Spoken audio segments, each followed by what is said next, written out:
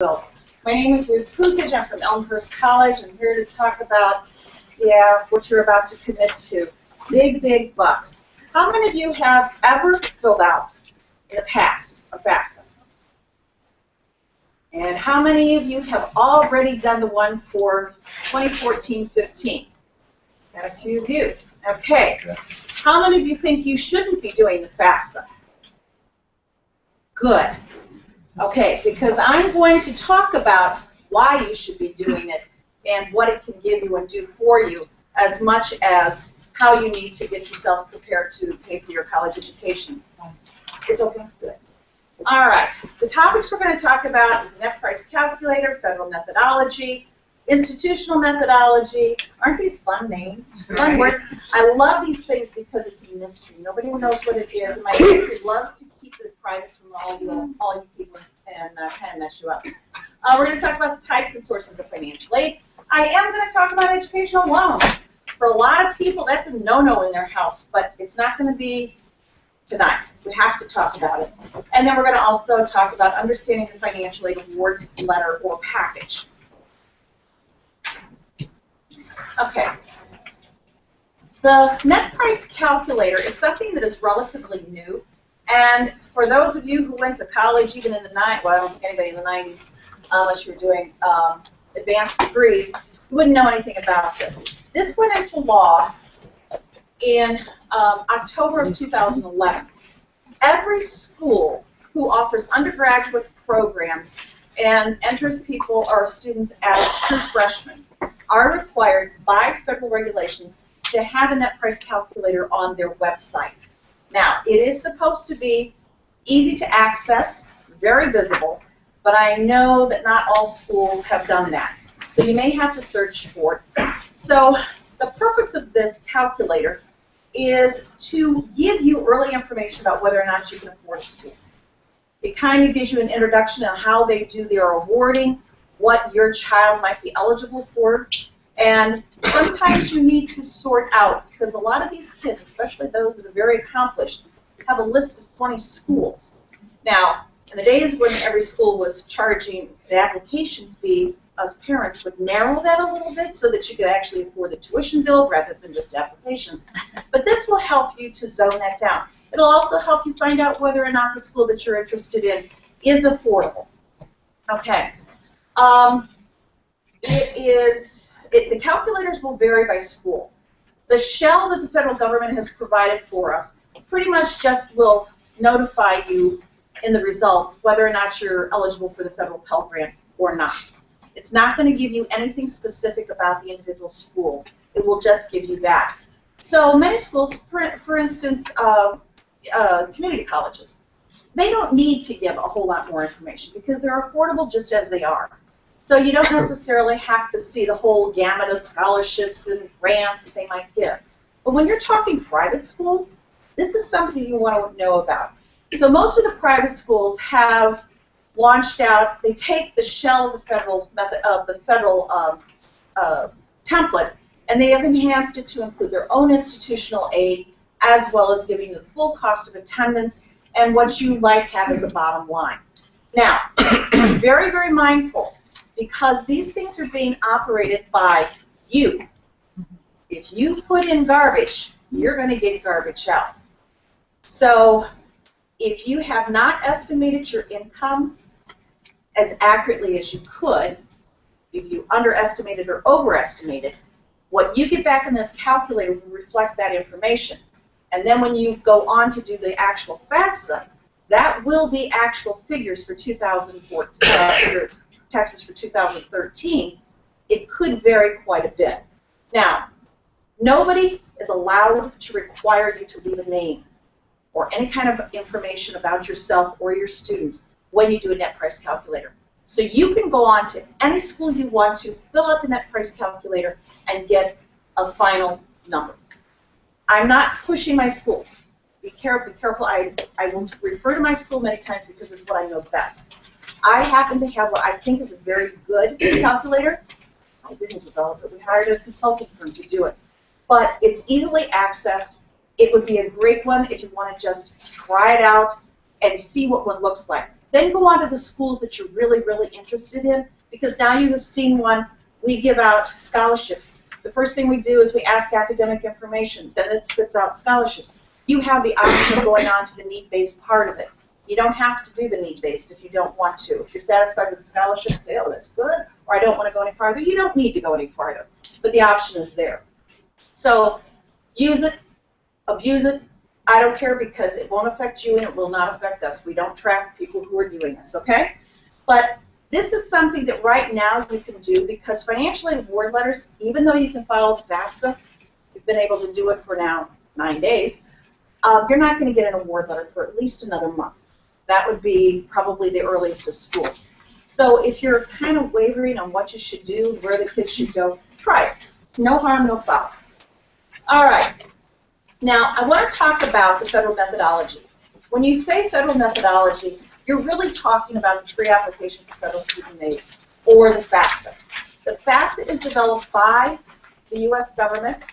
The rules are controlled by Congress, and that's scary, isn't it? So we'll just go on. But it is an analysis tool to evaluate income and assets of the family, to see what the family would be probably able to afford to pay for education for one student for 1 year, all right, for that student.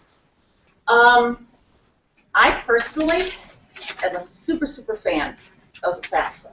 Now, I also am a very geeky in the world of financial aid. I love what I do.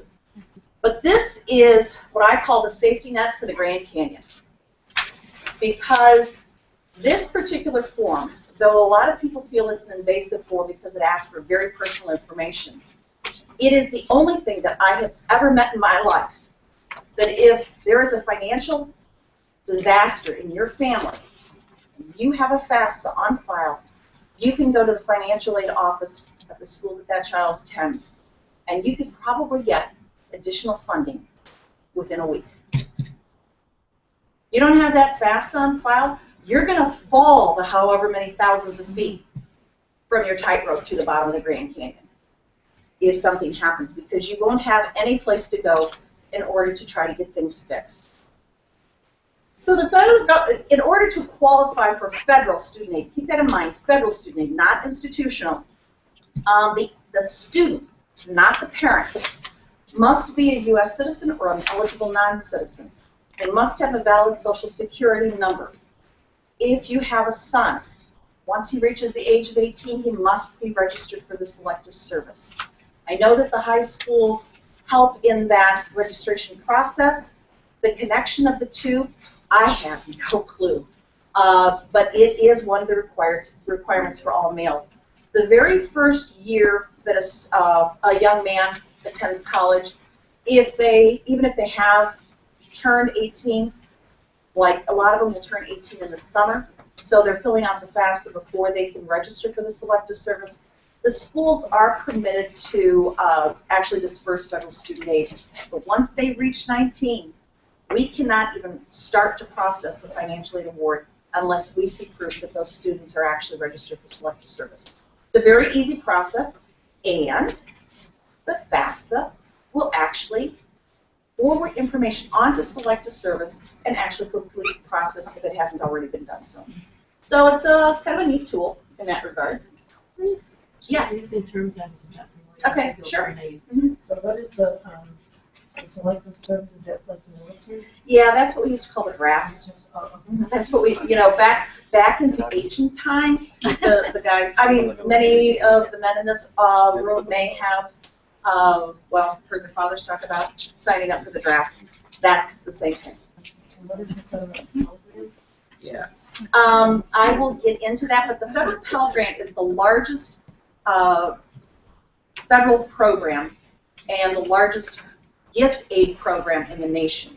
The amount of money that is given out, and it comes from the federal government, and it is intended for the neediest of students.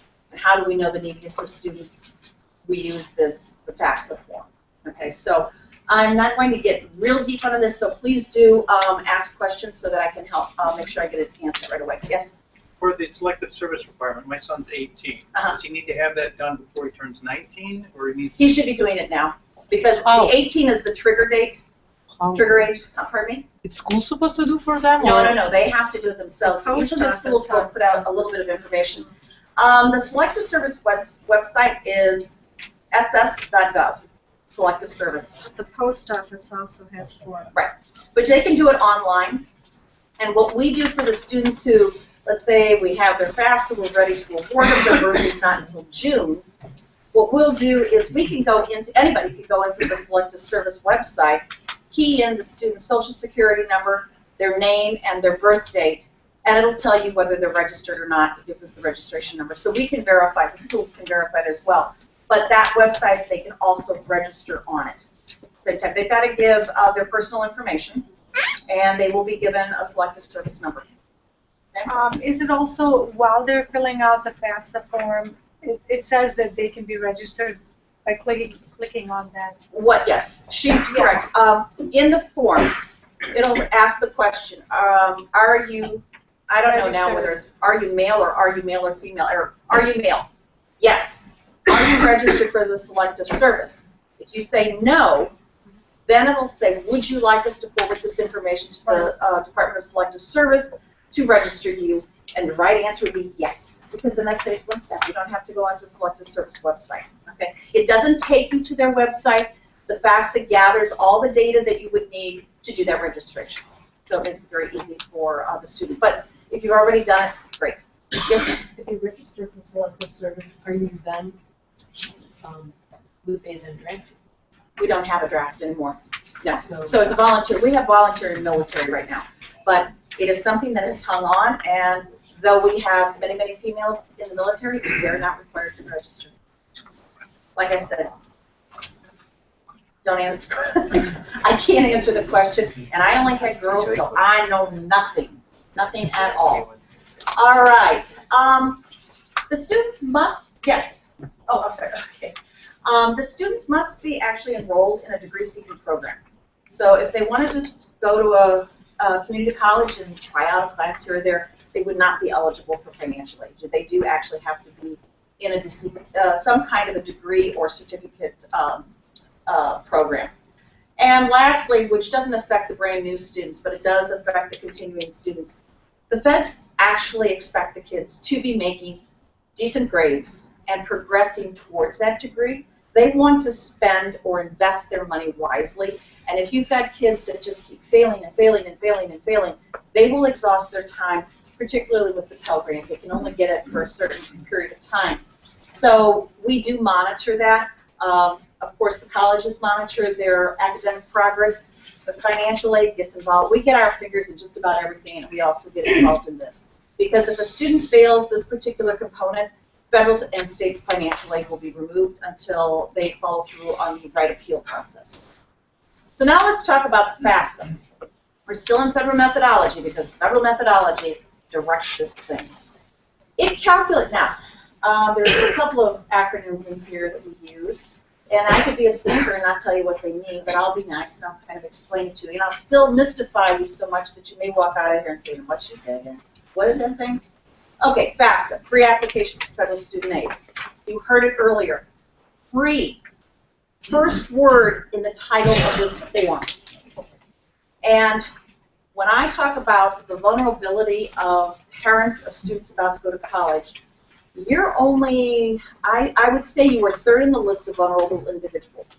The very first one is parents of a newborn or grandparents of a newborn. How much literature can you get? And you just do impulse buying like crazy. And if somebody sold you, you know, a layette for like $2, you'd go for it, right? Second group, and this could be the first one, are the parents, particularly the moms, of a newly engaged young lady. Okay? Walk into any of those bridal shops and you'll buy anything. When you are getting ready to send your kids off to school, you will be inundated with all kinds of offers. We can guarantee you scholarships. We can guarantee you financial aid. Just let us help you. Many of them are legitimate. There are a lot of financial aid consultants who actually have a tax service that they'll do your taxes and then they'll follow through and do your FAFSA.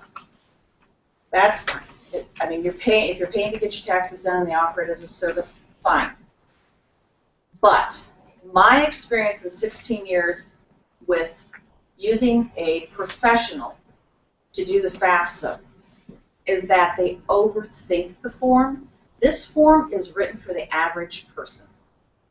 Just think of this nation. It is used by every school to determine federal financial aid. So it is written for the average. So professionals tend to overthink for you. So there is nothing that they can do for you that you can't do for yourself. So if somebody's offering to do that FAFSA for you for $60 or even $10, don't pay it. You got questions? While you're doing the application, there is you can do an online chat. You can look into the help. You can also call the financial aid office of the individual schools. You can talk to this counseling service and that of Lombard North. These counselors have enough of a foundation to help you. We can't tell you what to put down on the lines, but we can certainly give you the guidance of how to do it. Okay? The information is forwarded to whatever state of residence. In a case like this, I will believe that 99.9% of the students that are being represented here are dependent, meaning they, we'll get into the dependency questions, which means that the parent's income will be included on the FAFSA. But the home state of the parent is then, all this information is then forwarded to that state. So the state of Illinois has what's called the MAP grant, Monetary Award Program. And the state will receive all the FAFSA information from any student who lives in the state of Illinois, and the parents have put down that they are a state of Illinois resident. And they forward it on to the state because the state uses the FAFSA data to determine whether or not the student's eligible for that MAP grant. Okay? We have a lot of students that, not a lot, but we do have students that parents are transitioning during the college time. And in the state of Illinois, if the parents move into the state the morning that they're dropping off their kid to go to school, they can qualify for the MAP grant. Because the belief is that families don't just relocate so a kid can go to a school. But if it's an independent student, they have to show proof of residency for 1 year. This is an annual application. The reason it is annual is for 2 reasons. The foundation of the form is drawing on information from the previous year's income. So you think taxes, you think FAFSA. I used to always have my dining room table. When the kids were applying for school, we had, you know, stack of all the information from all the schools. Those were interested in, those were really not interested. But when I was doing my taxes, I had my stack of tax documents, and then I had my FAFSAs right next to them. Because the minute I got that tax form under control, even hadn't submitted it, that was okay, I could get that FAFSA in. It's a self-reported form. You could tell them anything. You literally could put anything you wanted to on this FAFSA. The hitch, though, is that 1 in 3 people, or 1 in 3 students, is selected for verification. And this is the way to keep the information valid. And what that means is if your child is selected for verification, doesn't really mean you've done anything right or wrong. It's a random selection. However, I do know that the majority of the students who are selected for verification are eligible. The results of the FAFSA show that they're eligible to receive the Pell Grant, the more needy students. But, so you are selected. The bare minimum that you would have to prove are number of people in the family, how many people in the family are going to college, the tax information for the parents and the students if they work, and also if there's any asset information for the parents and the student. That's the bare minimum you would have to provide to the school. So, you know, why? You don't want to lie. Don't stretch it. Don't estimate. Don't try to make yourself look good or bad on the FAFSA. Do it the way your taxes read. Okay? It also, the best way to do this form, you can do it on paper, but that's a little bit of an antiquated way to do it. It is recommended that you do it online because that one uses skip logic, meaning that if, let's say we'll go back to the selective service question, and the student says, the question comes up, are you registered for selective service? You say yes, and it just bounces to the next question. about, you know, how do you intend to enroll or something like that, or are you interested in working on campus? But on the form, you're going to have all those questions. So you're going to be sitting there, why am I answering this? It doesn't apply to me. Doing it online, it would surpass the things that you have with your answer. It just knows not to ask you. Also, though, a PIN number is required for signature. Now, with the FAFSA, the student owns it, not the parents. The parents are the parents. The student is the student and the owner of the FAFSA. You've got 5 kids going to college right now. You would want to do 5 different FAFSAs, 1 for each kid, okay? But the beauty of it is that the parent needs a PIN number and each student needs a PIN number. But the parent can use that same PIN number for all 5 FAFSAs to sign it. Also, when you've completed 1 FAFSA, it will say, would you like to complete another FAFSA? And it would move you forward to another blank form that you would fill in the new student's information, but your income information will be copied over. So those are some of the easy things about it. But that's one of the good reasons to do the online version of it. PIN number, if you have not accessed one now, you can go to pin.gov, but .ed.gov, pin.ed.gov, and you need 1 PIN number for the student and 1 PIN number for at least 1 parent. Both parents can get one, it doesn't matter. You only need to use one of them, though, to sign it. If you do not do it before you sit down to do the FAFSA, you can always do it while you're on, because it will pop up, do you have a PIN number? And if you say no, it'll say, would you like to apply for one? And it would switch you out into the PIN website, you apply for it, and it will give you one to work with that particular day. The only thing that does is, if you already have a PIN number, the processing of the FAFSA is between 24 and 48 hours.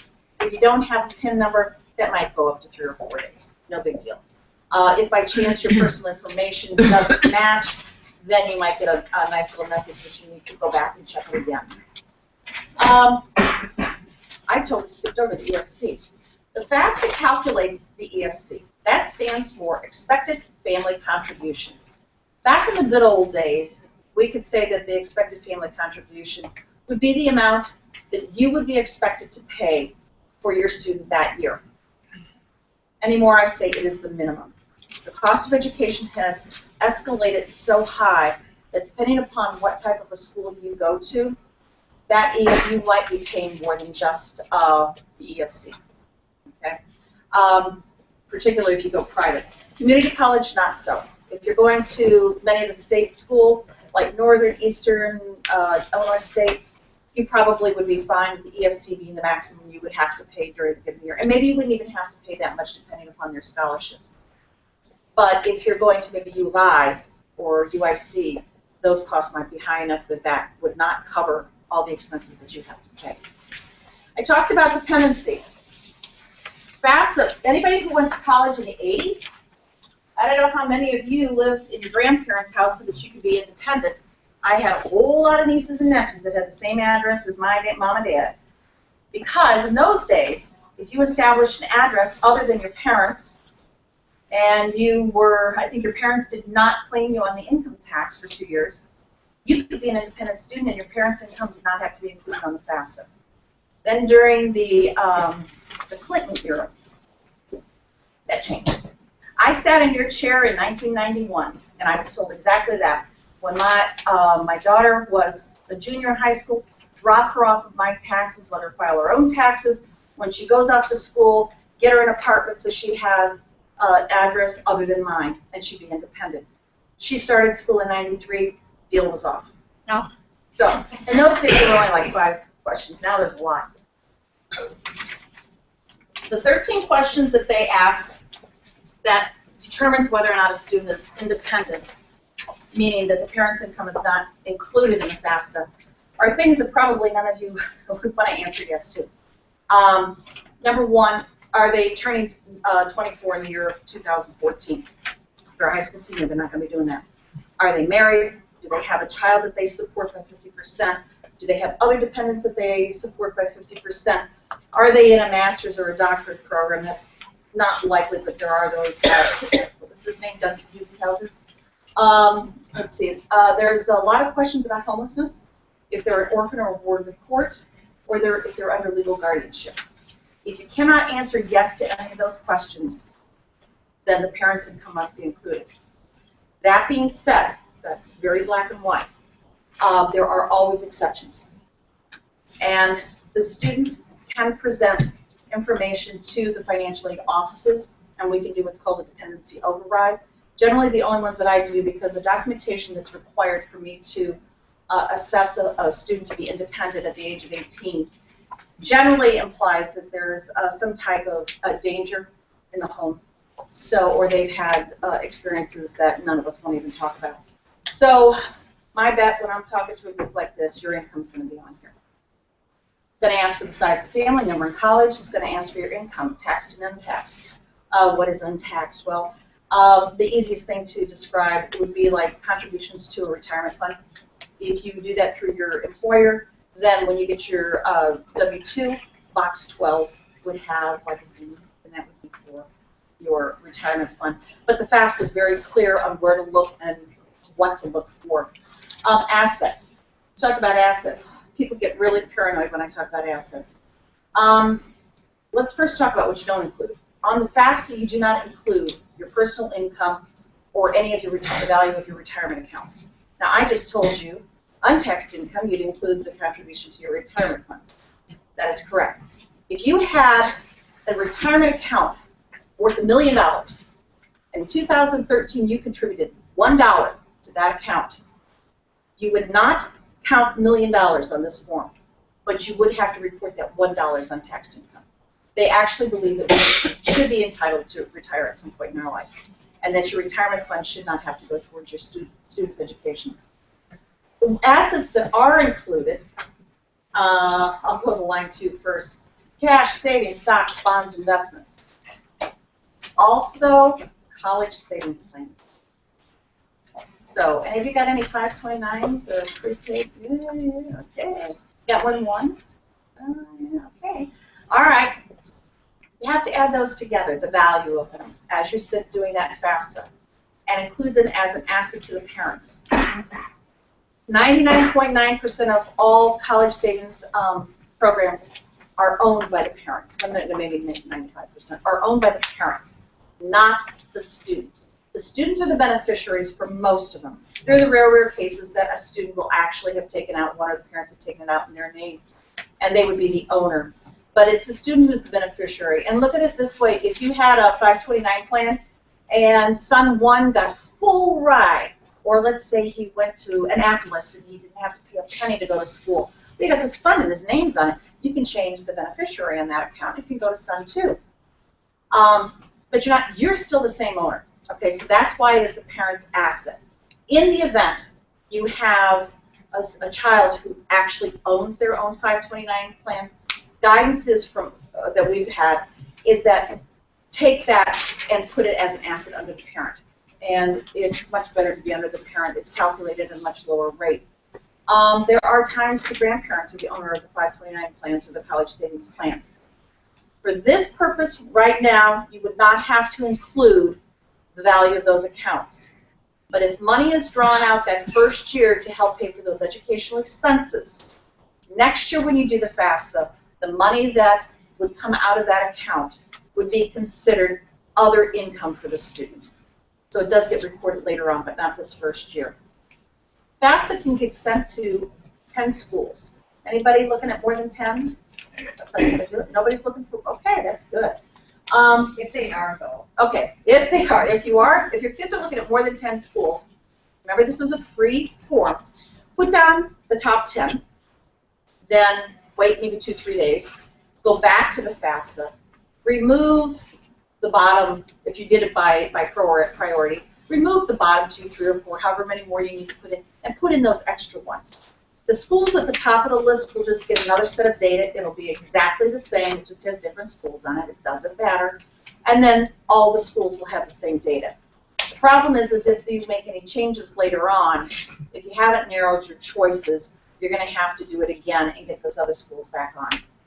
And why do you have so many schools and why do you want all the FAFSA data to go to them? Because if they don't have the FAFSA, they can't give you an award letter that will be using the same data so that you would have the tools to be able to compare one school to the next with that bottom line. You may need to provide additional paperwork to the schools.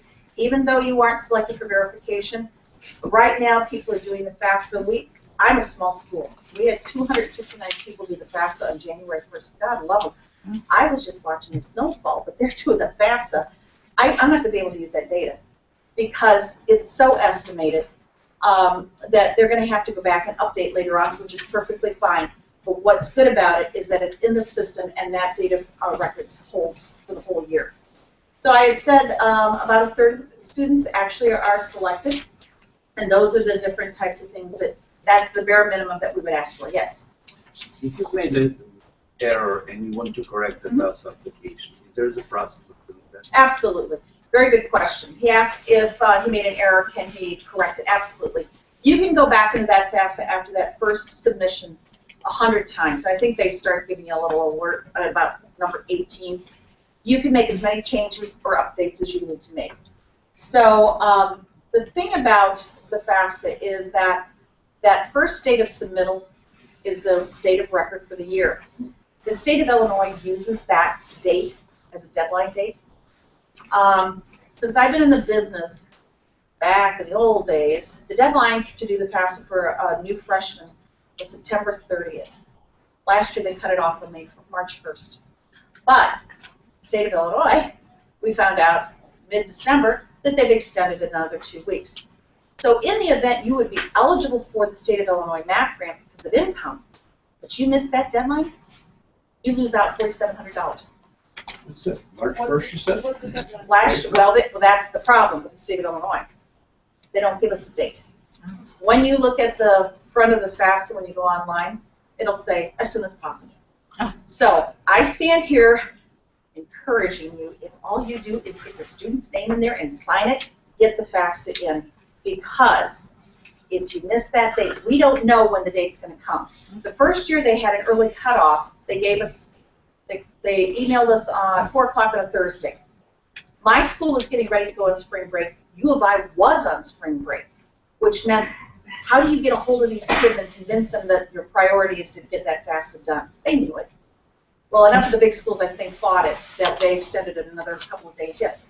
What did you mean that if someone did their FAFSA on January 1st, it's really too preliminary, it's only January 9th now? You mean regarding our taxes? Yes, the tax information. So yes, we should yes. do it now, but it'll Yeah. need updated. What I recommend that most of us, not that we wait until the last minute, but we like to be under control. And I never did my FAFSA before I had my taxes done because I just wanted to do it once and get it over with.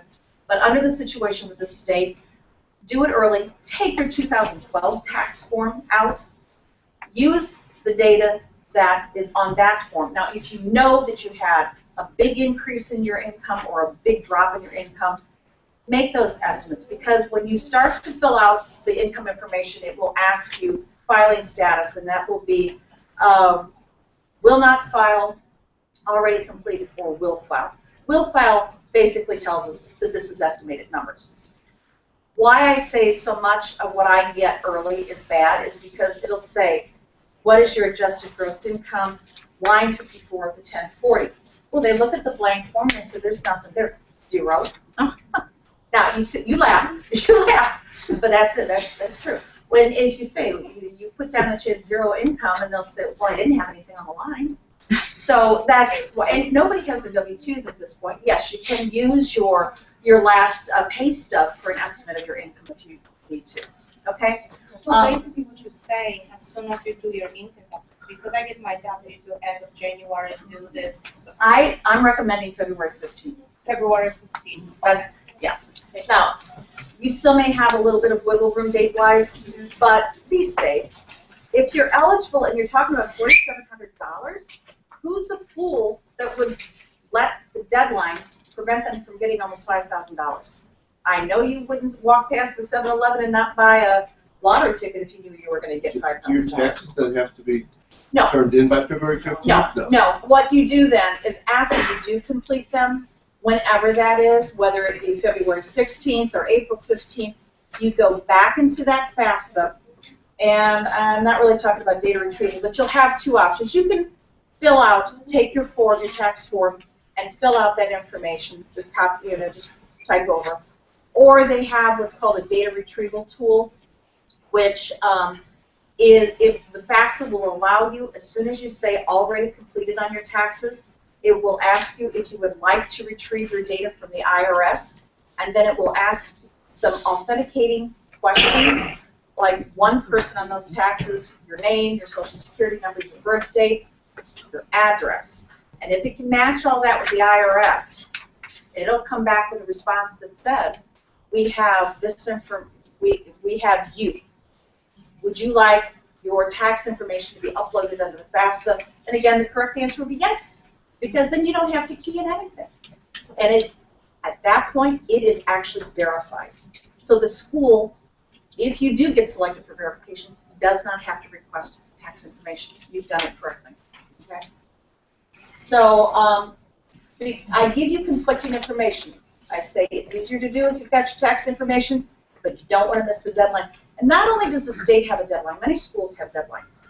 So again, you don't want to miss a deadline. Make sure you know what the schools are asking you for. The school asked me to mail your tax forms by March 5th. Does that mean those tax forms have been submitted to the government? I sort of did. By March 5th. Okay, how did you come up with that date? They gave us. They gave you, now, did they ask you for the tax forms? They, that's a good question, because it sounds to me like, huh? I'll ask them. It sounds to me like, did you do the profile? CSS profile? Yeah. That's why. Okay, we'll get into the profile, and then maybe I can explain that a little bit more, okay? The FAFSA is also going to give us your benefit eligibility. That's another thing that we may ask for. That means like food stamps or subsidized housing, that type of thing. Okay, now, I said 1 in 3, 35% of students get selected for verification. Some schools verify every student every year. Some schools verify every freshman. So if your school is asking for information, whether the FAFSA gives you a paragraph that says you're selected for verification or not, I recommend that you give it to a school. But the only school that you must provide the paperwork to is the one that the student attends. Okay? But if you put down 10 schools on that form, and you got selected for verification, and you're admitted to all 10 schools are going to ask you for the same basic information. Yes? What if you want to send a FAFSA to the schools, but you're not admitted to those schools? That's okay. You do not have to be admitted to the school to fill out the FAFSA. Because what that does is it just gets you into the queue that when you are admitted, then we'll pick up the information from the FAFSA, and then we can also award, then we follow up with awarding the need-based aid and the loans. Now that's fine. And it's better to be proactive with this, okay? Okay, if we've asked you for information, we can't disperse federal funds without all the paperwork in hand. And, okay, you only have to give it to one school. And this is where I was talking about the safety net. Grand Canyon, I can't think of anything deeper to fall into. Yes, sir? CSS give you the same timeline, or is it the FAFSA the one that marks the timeline at the school? Let's say because you were able to file the CSS in December, does that get the clock ticking, or is it the FAFSA that means everything? It's the FAFSA. The thing with the FAFSA is I said it's an annual form, but for the academic year that begins in the fall, you cannot complete that FAFSA until January 1st of that calendar year.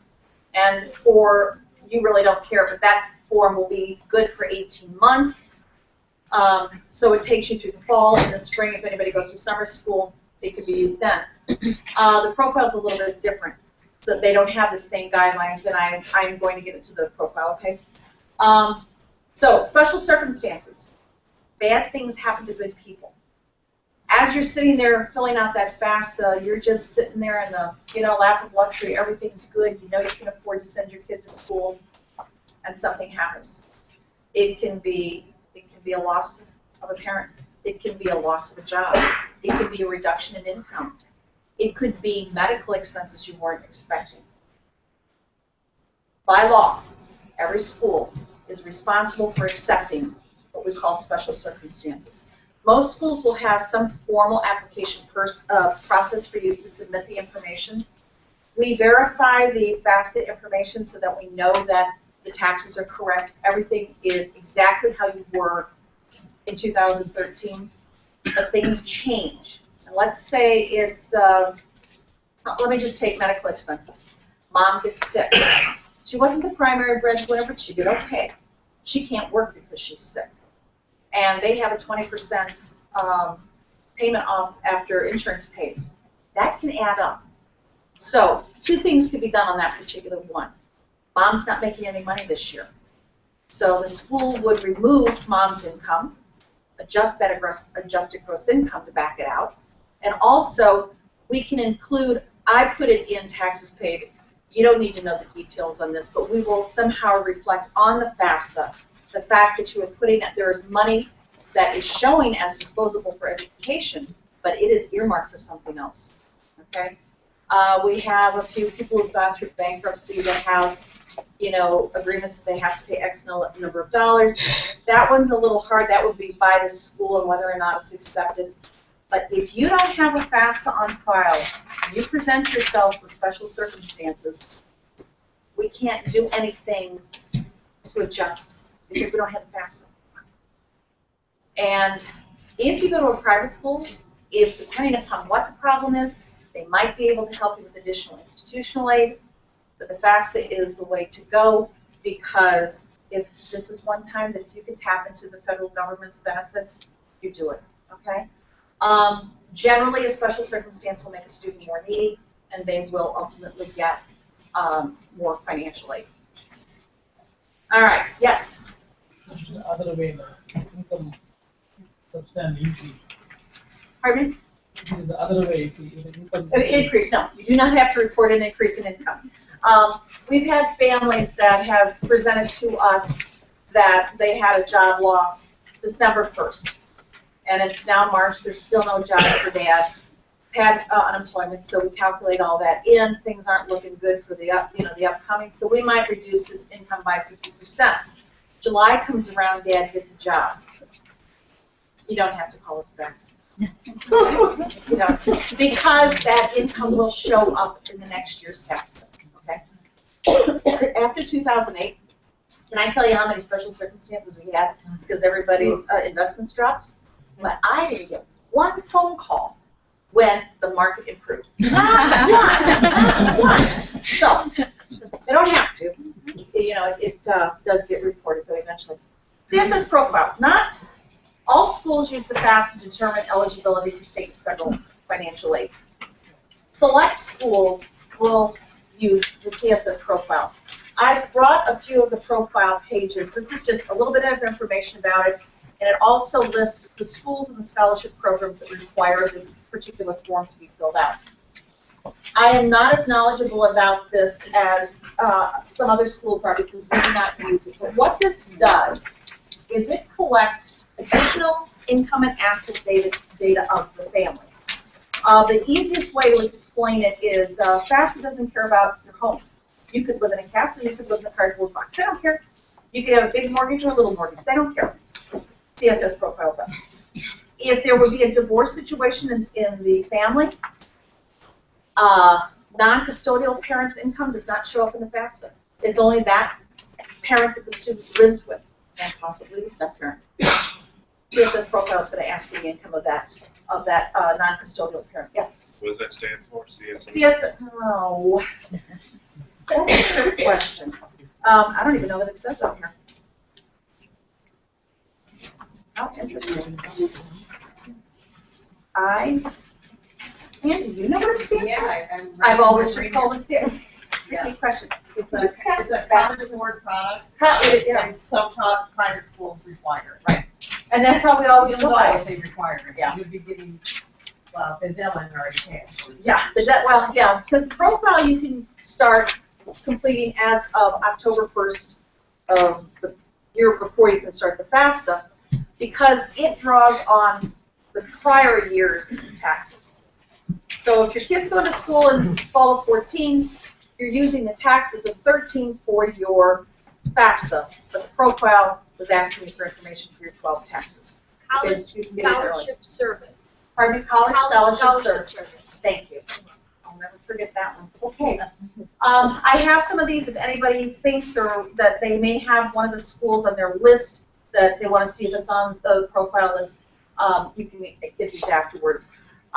They ask for additional information, and they use this information to determine how they spend a lot of their, schools that have more bigger endowments, that kind of thing, and they will spend their institutional money based on this additional information. This one does cost money. That is a legitimate process that you will have to pay for. It costs $9 for the application, and the bare minimum, you would put one school down, $16. So the first time you fill it out, there's $25. If you have additional schools on your list that require that profile, you can add them to this list, but for every school that you add to, you'll pay another $16. Yes? Is this something mandatory to do while filing for FAFSA? No, no, no, no, absolutely not. It is not mandatory unless your school asks for it, but it has nothing to do with the FAFSA. What are some schools that ask? Pardon me? What are some schools that ask? They're on the back of here. There's about 400 of them. Oh. So you can take one of these. Okay. There's not only this, but some of the scholarship programs. I was enlightened, and I thought it was kind of interesting. The has anybody heard of Evans Scholars? The golfers? Okay. They require the CSS profile. Okay. So that's a scholarship program. So you could go to a school that doesn't require, but they do. Okay. All right. So any more questions about the profile? That's one I'm weak on. Let's move on. Okay. All right. Types of financial aid. How am I doing on my time? Can I just ask? Yes. Is the way how it's calculated, is this like an open information to the public? For instance, like if your child wants to work, like how much money will they be able to make without being penalized in the FAFSA for it? You know, find out stuff like this. Is that something that's you can find out, or is that something? You know? Well, okay. She's asking if it's open to the public. No, it is not. The only way FAFSA data can be reviewed is if you have chosen to send it to an individual school. We'll know. And in order to get into the application process, into the actual application, you have to have the social, the birthday, the name, and the PIN number of the student. In order I think to she was get asking if the calculation is public. Right. So then with the income, a student can only make $6,500 a year, and none of that will be calculated into that EFC. For every dollar they make over the $6,500, 50% of it is calculated into the EFC. With assets, the reason I talked about the college savings plans, to put, if they are truly the owner, to put that asset under the parent, is because 20% of every dollar that you list as an asset or cash and savings for your student gets calculated into the EFC. Now, if you are very high income, it isn't going to matter. If you're very low income, it isn't going to matter. But us middle class Americans, it could be affected. It could affect it. So don't make your kid kill himself working to help pay for school, because ultimately what he's going to be doing is reducing need-based aid. Yes, sir. What would you consider high? Oh, that's a trick question again, because I have to know how much you make, how much you paid in taxes, how many are in your family, how many of them will go to college, and what state you're from, and how old is the oldest parent. Those are the basic elements that they use in calculating that FAFSA, or the EFC. What I can tell you is I have seen families with 6 figures, maybe a large family with a couple of kids in college, get the Pell Grants. I've also seen people with $30,000 income that don't qualify for the Pell Grant. Okay? So, do one of the net price calculators, any net price calculator, and you'll find out whether or not your income is too high for the Pell Grant. Might be too high for the Pell Grant, might not be too high for the state of Illinois MAP grant and may not be too high for institutional aid. The Pell Grant, the EFC has to be below around $5,200. Yes. Is the state of Illinois MAP grant only for in-state schools? Yeah, not within the state of Illinois. Private schools, community colleges, state schools within the state of Illinois. Does not cross state borders. That's correct. State of Illinois, in order to be eligible for the MAP grant, that EFC must be below $9,000. The difference between the Pell Grant and the MAP grant is that Pell Grant's on a sliding scale. So if a student has a 0 EFC, meaning the family can't contribute anything to education, they get the maximum amount of the Pell Grant. They get $5,640 per year. As that EFC goes up, the amount of Pell Grant they get is reduced until they reach the level of about a $5,200 EFC, and then they get nothing. State of Illinois MAP grant is a cliff. You have a 0 EFC, you have an $8,999 EFC. You get $4,720 for the year. You have an EFC of $9,000, you get nothing. Or if you miss the deadline, you get nothing. Okay. So now, quite honestly, if you're $8,999, it is reduced just a little bit, but not that much. So yeah, it's two different types of programs, and they're managed in two different ways. But given like this kind of information, like how much a child may make without being penalized on the taxes, is that something that is publicly available to find out for us? That I'm just telling you, Okay. it's $6,500. Because Yeah. that's something I didn't know about. Mhm. And Right, I didn't know right. how to advise my older child about it. Yeah, it's, like I said, though, depending upon your income level, it's not something to be terribly worried about. Because most kids that are in high school, they're active, they're good students. That's hard to make $6,500 in a year. I just didn't know. I thought maybe even 1,000, 2,000. They have the income But exemption. something like I thought, is that kind of information anywhere for me to find out to advise them? That's what I was asking. I'm telling you that for this year. Now it could go up next year, but it's one of those things that it will not go down. So if you know what it is this year, you know that you've got a guideline. And it will not be published anywhere now, unless you contact a financial aid office, because I just know from the calculation on what's excluded. So no, it is not publicly. You can find it, but you'd have to know how to navigate the financial aid websites of the federal government in order to find it. And it is public, yes. Okay, it is a public information, but it is difficult to find just because it's embedded in the calculation. And I mean, there's a handbook that we have. It's in there. There is the actual worksheet for determining the EFC. It's on there, but you're going to have it would be difficult to find it. Yeah. So just if you're ever interested, just call a financial aid office. Okay. Yeah, that's the best way to go. All right, types of financial aid. There's need-based and non-need-based. What the heck is need?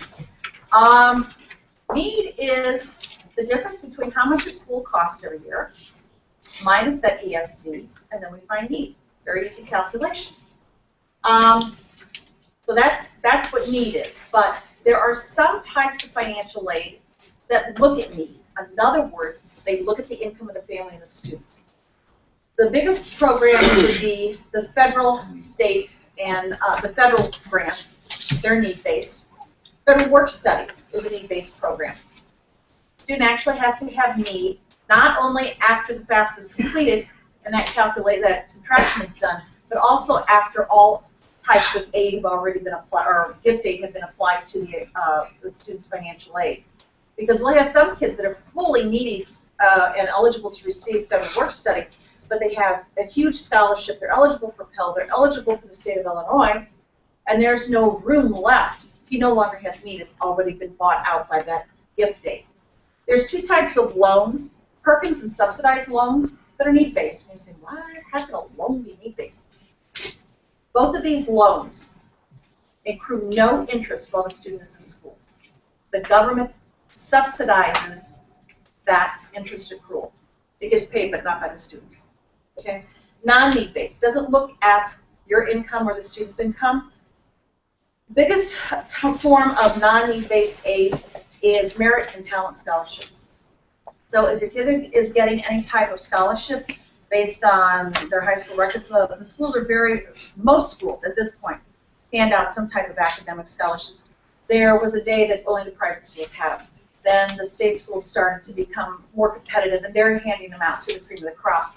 But even community colleges will have some of the merit-based scholarships.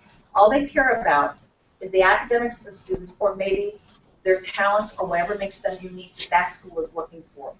We happen to have a scholarship for students who are members of the United Church of Christ. Not all schools are going to have that, but we are affiliated with the United Church of Christ, so therefore we acknowledge it. So schools will have different types of non-need-based aid, but that's the biggest one. Then there's also two types of loans that don't look at the income, even though you do have to fill out the FAFSA, and that would be the unsubsidized loans and the parent loans. These two loans start to accrue interest from the first day that they are dispersed. The largest supplier of financial aid is the federal government. Billions of dollars. And every once in a while, that Pell Grant will surface to the top of conversation in Congress. So it is one that we like to protect because it absolutely goes to the most needy of students. The mission of financial aid is to remove the financial burdens from families and students in order to receive an education. Okay, we're not here to judge or to, I shall say, criticize or applaud the income of a family. But we are here to recognize those talented students who should be getting a degree who might not be able to afford it otherwise. The state of Illinois also goes to needy students. Now the state also has a few other scholarships, but generally need is involved. There's a couple of teacher scholarships that kids can apply for when they're juniors and seniors. That it is because they're in a certain age or they're doing things. Institutions, both merit and need-based aid. Private institutions like mine, when a student is admitted to the school, we evaluate them at that point in time for merit scholarships. It could be academic, it could be, we have all kinds. We recognize ethnicity, we recognize this United Church of Christ. If you're a transfer student, we recognize you're part of Phi Theta Kappa, all kinds of things. But then if you fill out the FAFSA, we will also go forward and do additional need-based aid if it is determined that we need to match some of, or to fulfill some of that need, and we call it a grant generally. Most private institutions will have both merit-based and also need-based grants. Local organizations, that little package you have, it talks about accessing some of the local community or organizations for scholarships.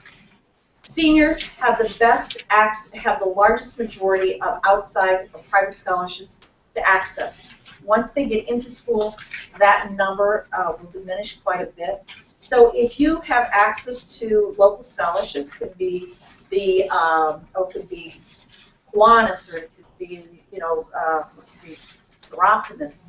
Even Talbot's has one for women who go back to school.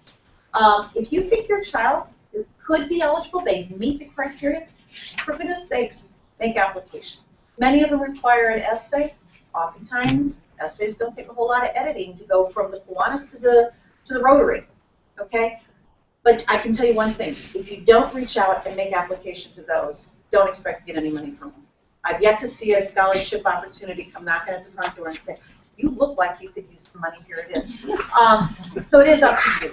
And you have to take control of the future for your kids, because nobody will reach out to you. We're here to help you. But you have to make sure that it becomes a priority and you ask the right questions and you do the right things. Also, check with your employer. My husband had a job that way down deep in the benefits. I don't even know that the HR department knew how far down that thing was. There was a $1,000 scholarship for dependents of the employees. It was a competitive one. My kids had to fill out an essay. They had to present their grades. I had 3 kids one year that got $1,000. $1,000 not a whole lot compared to, $40,000 price tag. But you want to know what? In those days, it paid for their books. Also paid for a little bit of bubble gum. So little bits can add up if you can, if you are able to get access to them. Let's see, now, Edward, yes? Is now the time when you start looking at scholarships? There are many available now. This would be the busiest period. Many of them will have deadlines as early as March.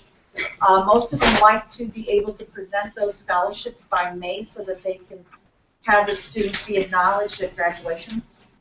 Where do you have your, is your in the book and on the website? Yeah, we offer our folks that scholarships that come to our attention on our website in the audience, in the student's audience, they'll get access to. You can also use your state organizations like ISAC, the Illinois Student Assistance Commission, to use FastWeb, which is a scholarship search engine. And that FastWeb is a good one because it is absolutely authentic. You give demographics of the student, and it's even things like what do you want to do when you grow up, where do you want to live, what are your interests, and then what it does is it matches those kinds of the demographics of that student, and it will forward then information about potential scholarships for that student. It's up to the individual to investigate that scholarship to see if they're truly interested in it or if it meets their criteria, and they can then go ahead and make application. FastWeb does not fill out any applications for you. It does not guarantee you anything but information. So be mindful of that. But they also are legitimate and they do not charge anything. It's And FASB? I mean, FAST? Or FastWeb, FASTWEB. And there's a link on both Word.Start and Laboratory's website. You can get FastWeb. And I think they sent information. I had signed up one of my daughters just to see how the thing worked. And we got information for 4.5 years. Okay. They actually allowed her to have a night semester, which I didn't do. Did I say everything? Oh, student loans. Okay. Student loans. The media likes to talk about over-borrowing, students with big debt, huge debt, how are they going to survive? Okay, those are the exceptions. Okay, I have someone who is touring with a politician, or had been earlier this year, was a graduate of ours, that talked about the huge debt that the student had. Investigating, I know that she might have borrowed more than she needed. Parents had borrowed and they combined that into that total. So it made us look just really, really bad. So when you read articles about student loans, understand, how many of you have driven up to the car dealership and not known that you were going to get a loan for that car? Anybody? Okay. How many of you went to buy a house and were going to be able to do that without a mortgage? Anybody? There's a story that was told a long time ago, and I almost think it's even more impactful right now. For every 1 year of private education that you pay for your child, you could have a brand new Mercedes in your driveway. So, in 4 years you could have 4 Mercedes, or you could have an educated child.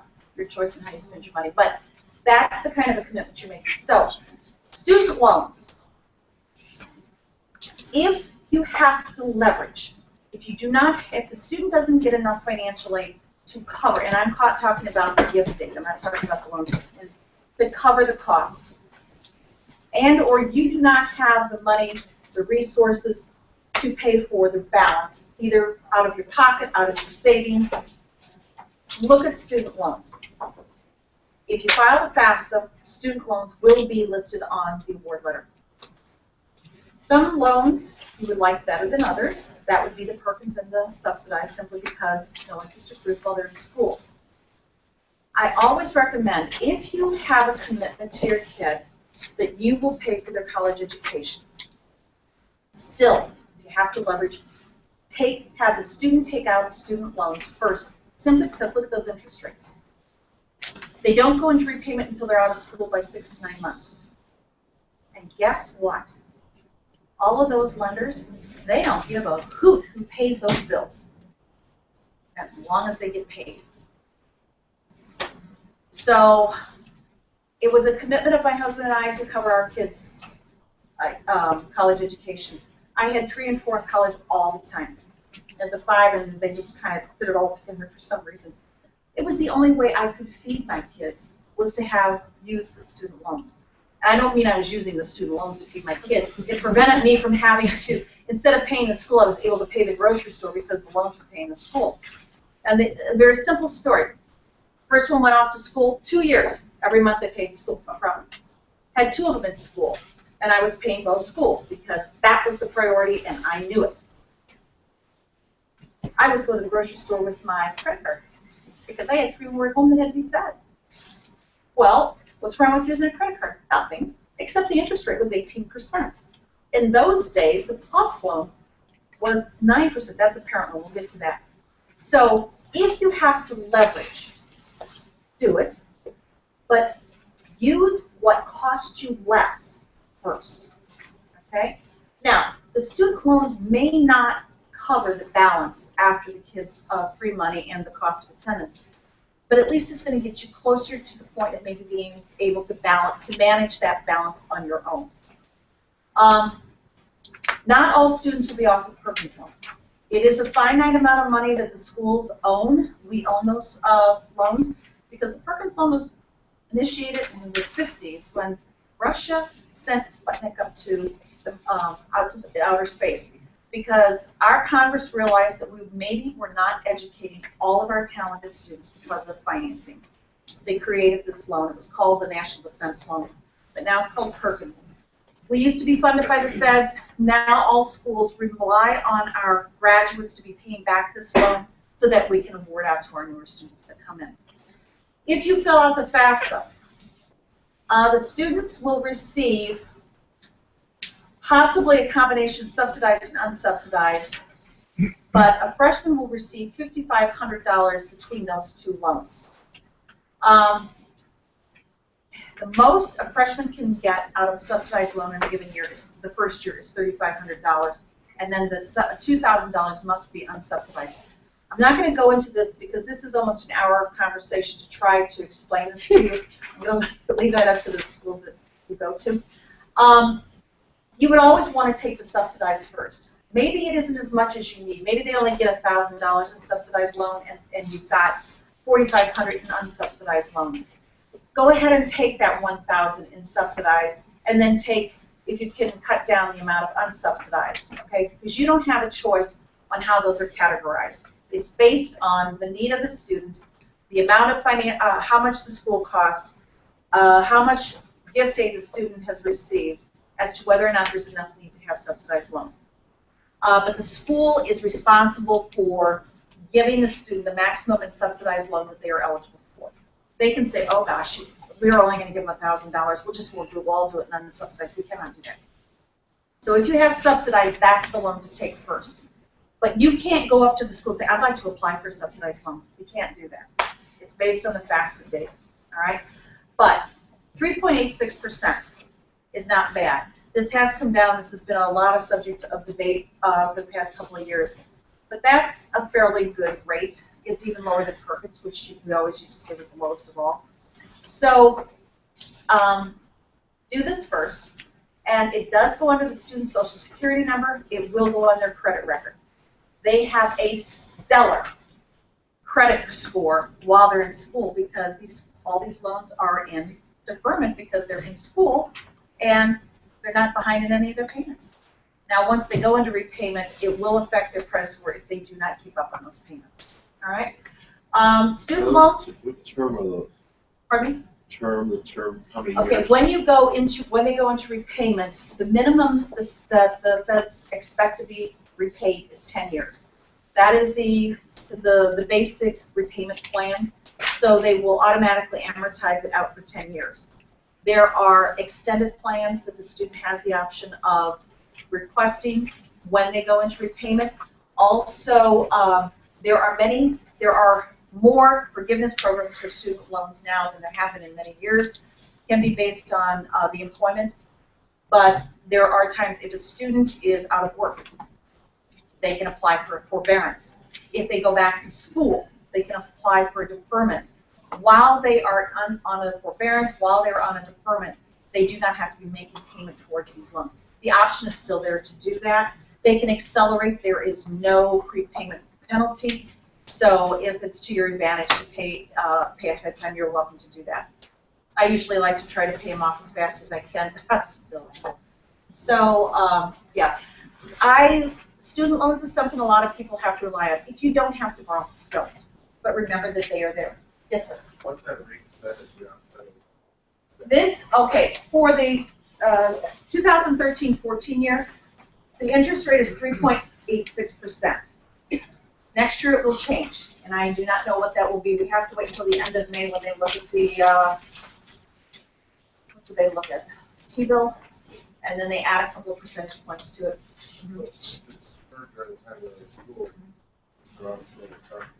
Okay, all right, I understand your question.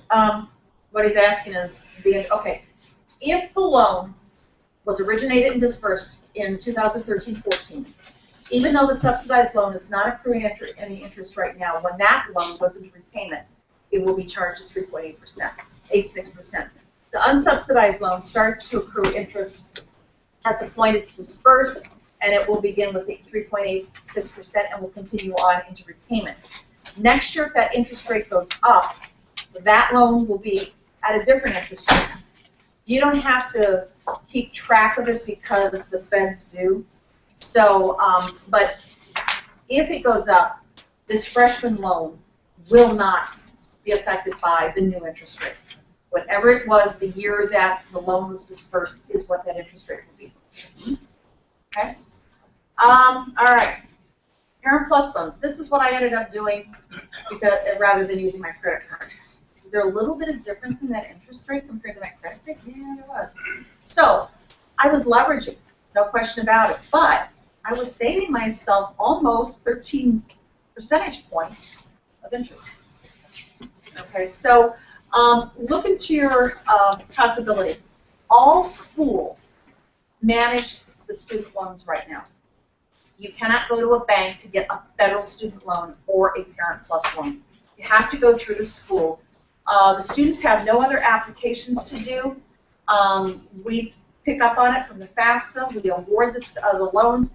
We do all the origination and the disbursements right in the schools. The parents do have a credit check application. If you do not qualify based on credit, the student gets additional unsubsidized loan.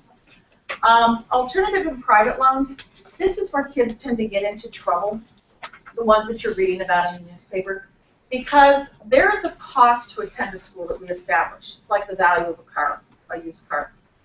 But not all of what is built in that budget is directly charged by the school.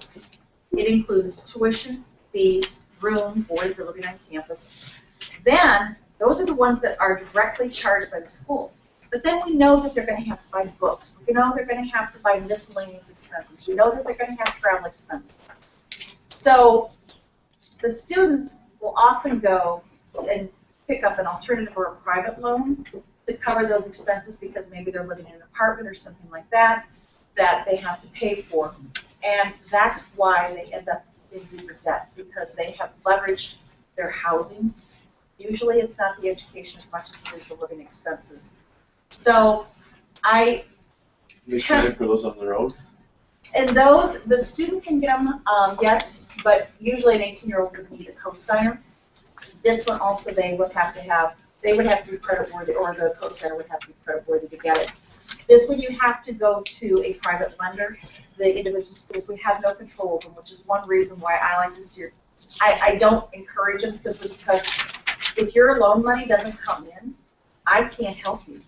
I don't know at Citibank who, we don't have that, it's not that, we don't go down to the local bank and get the money. It is a application process that the students or the family goes through on their own, and so we are not able to help them in a way that we are with the direct loans. All right, interest rates vary. Yes, sir. So we're not paying the student loans until we're done, until the student is done with their college career. And basically, you know, you're looking at your bachelor's degree, but if you go right on into a master's degree or a doctorate degree, or you go back for any of those, you can be deferred and not have to be making payments on that loans as long as you're enrolled at least half the time. That is correct. Yeah. Any other questions on the loans? All right, so Parent Plus loans from university. yes, you would contact, yeah. And the institution should give you the information on how to apply. We refer our families to the federal website to make the application, because within seconds, you'll know whether or not you're credit worthy, and then you can follow through. The school gets the information, and then we will originate the loan and disperse it. Basically, it's all based on FAFSA. Not, the PLUS loan is not based on the FAFSA, but because your information is in that system, we require that you have it on file so that we know that your students have already maximized other forms of aid. We're not going to say to you, go get a loan. Don't do a FAFSA, just go get a loan. Because what if you were eligible for if nothing more than institutional aid? If you don't fill out the FAFSA, we're not going to know that, so you might be over borrowing. So it's just something that the schools, it is the ethical thing for us to do to make sure that the student has maximized their gift aid. Yes? So you could still get the student loans even if you aren't awarded from the FAFSA? You cannot get the subsidized and unsubsidized. No, you cannot without the FAFSA. That you have to have. Okay. The alternative loan, the private loan, that one you could just go to the bank and get. Well, schools have to certify that you are enrolled and you're seeking a degree, but they don't have to prove your income or anything. But go federal student loans first, so fill out the FAFSA. Okay. All right, we're almost done. Award letter and package. This is the formal presentation of the financial aid that the student is eligible to receive. You might get it because some schools will send out another a letter from financial aid about the scholarship that's been put on the account. We have stopped doing that because our admissions department will send out the scholarship letter. We don't send out a full award letter unless someone has done the FAFSA, and it will include that scholarship plus all other types of aid. We get the FAFSA data. We tend to pull in every day. Some schools do it once a week. We evaluate it, number one, to see whether or not we have to request something before we can award. Generally, for new students, we prioritize if the tax information is readable and it looks like it's basically good stuff. We go ahead and award, and if we need additional information, we get it afterwards. Not all schools will work like that. But we do because we know that you have to have the information to make your decision. Sometimes the kinds of things that will hang something up is, let's say, a simple one. When you were filling out the FAFSA and you were doing it for Johnny, and you put down Billy's birth date, so the social, the name, and the birth date don't match, we wouldn't be able to do that award until that particular issue was cleared up, okay? But if all that matches, they're in good standing, we'll go ahead and do it. Most of us are going more to the electronic version of things. Our continuing students only get notified of their electronic information about their awards, but we also send out a letter. Depending upon the school, they will let you know how they're going to do it. But I think for most families this first year, parents feel more comfortable having something solid in their hands. So I think most of us have stayed with the paper format because we also send out a whole lot of information. We talk about loans. What are the, you have to complete master promissory notes and all other types of things. What do you have to do to maintain this type of scholarship if we need additional information? So we will do that both electronic and on paper. This award letter is going to have to give, by law, we have to give you the information about how much 1 year of education will cost for that student at that institution. We'll do it in various different ways, but that must be delivered to all the students. It will also give you all forms of financial aid. The only time that I would say that this is an exception is if it is a community college. It is possible they will not package loans.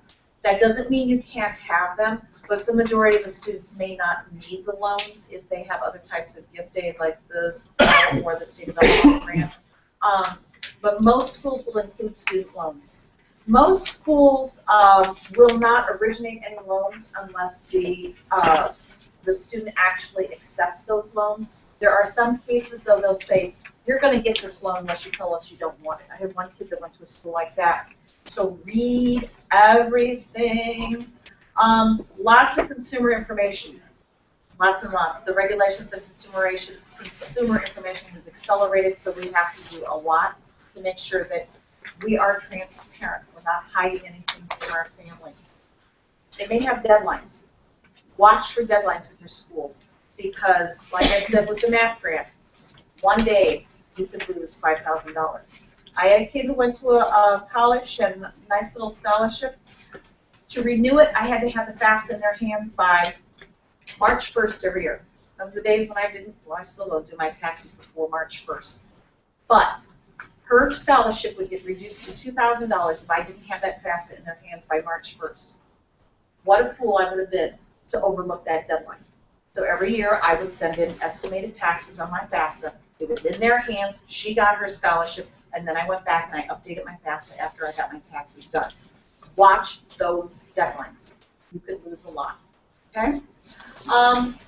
Here again, if we've asked for information, you're going to have to provide it. If the school has not acquired the information before you were awarded, then, and they need it, they will be asking for it at the time they're sending out those award letters. And if you have 10 schools on the list, you're probably going to get asked by 10 schools for the same information. Read everything.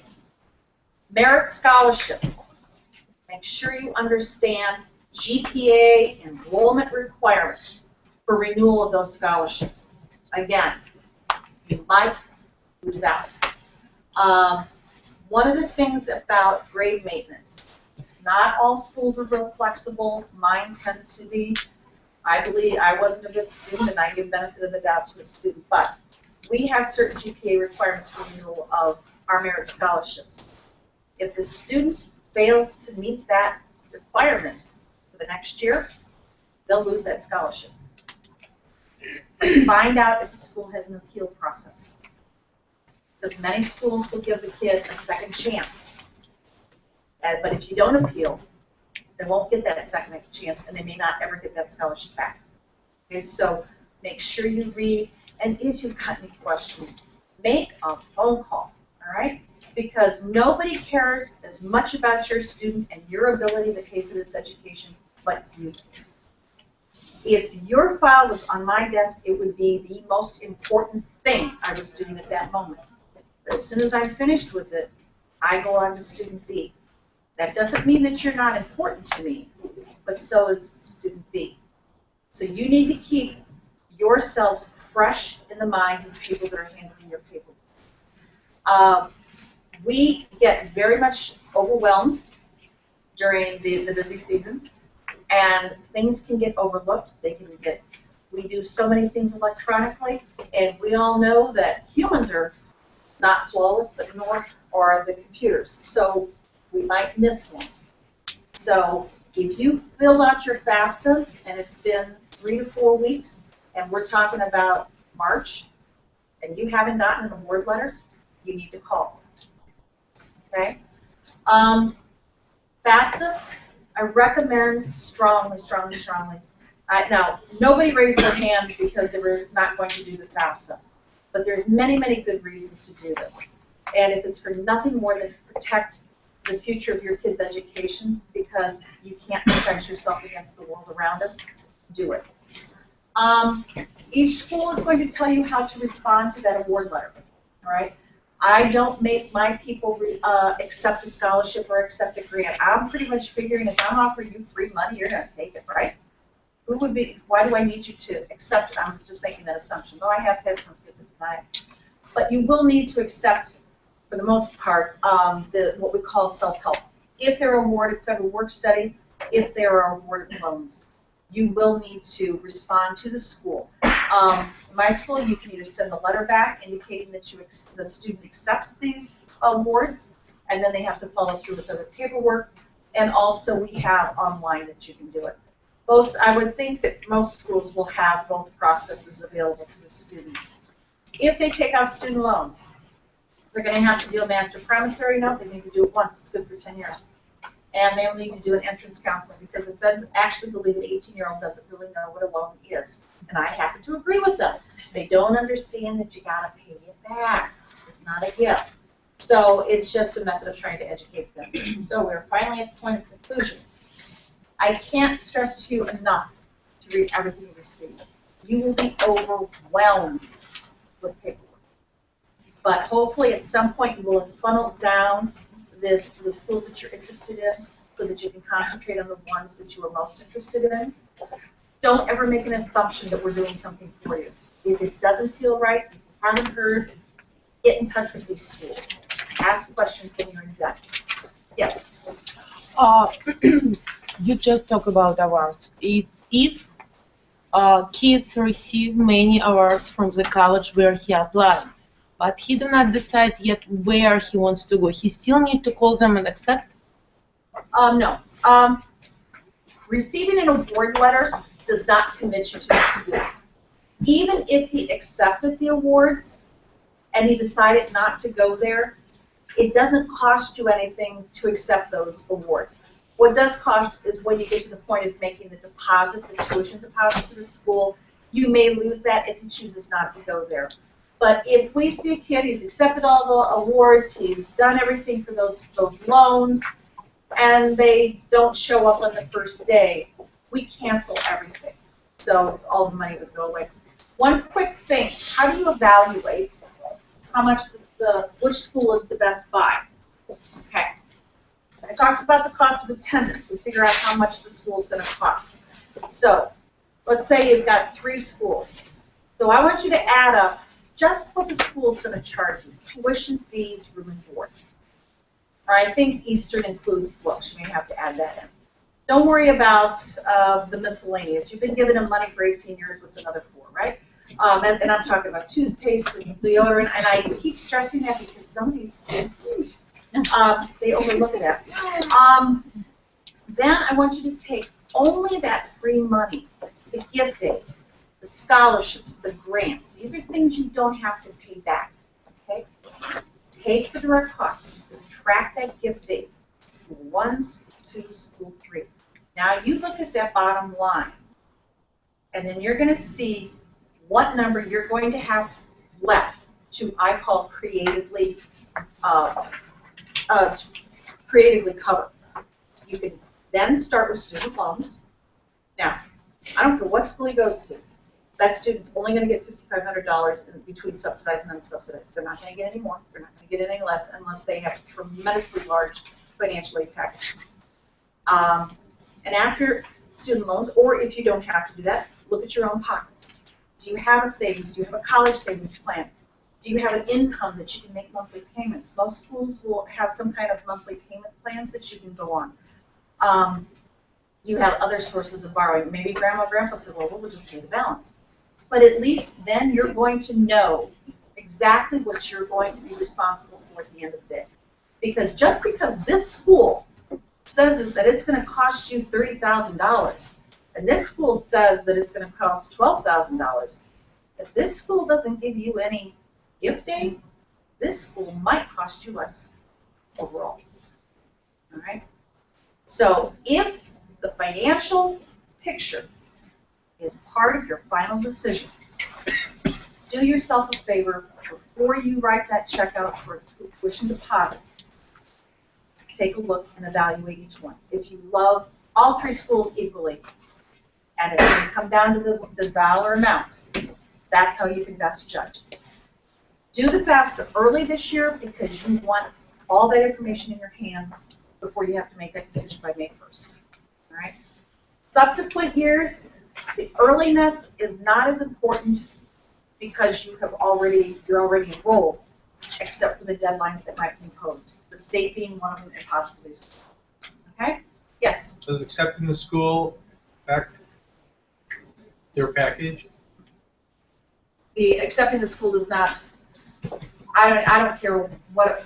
As long as the student has been admitted, whether they have set a deposit in or not, does not affect any bit in the way that we award.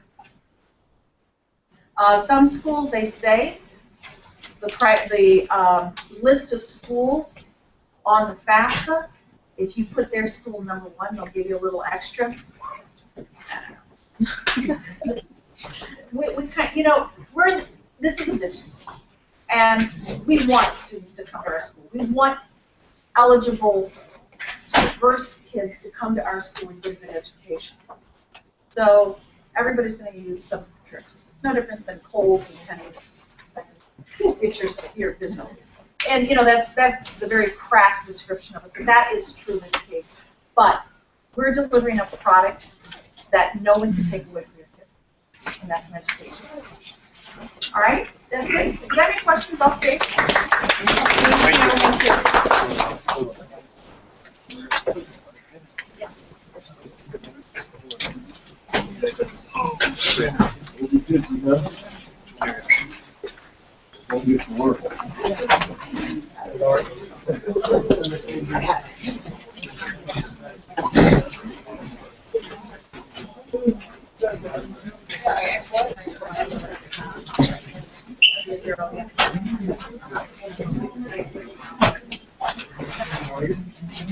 Was that question asked?